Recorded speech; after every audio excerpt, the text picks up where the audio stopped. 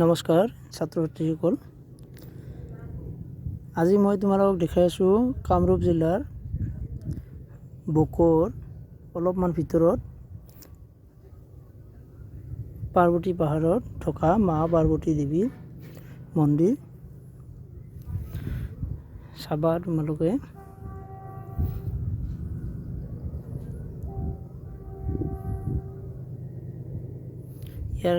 ইয়াত এক ধুনীয়া প্ৰাকৃতিক সৌন্দৰ্য আছে।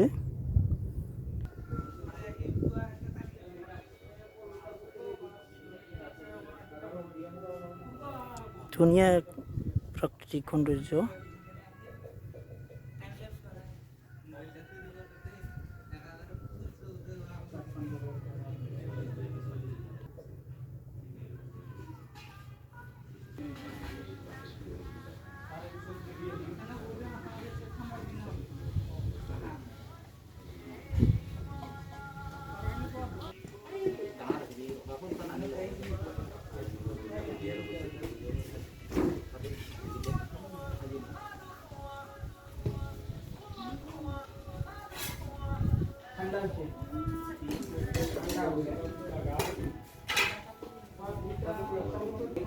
এয়া মা পাৰ্বতী দেৱীৰ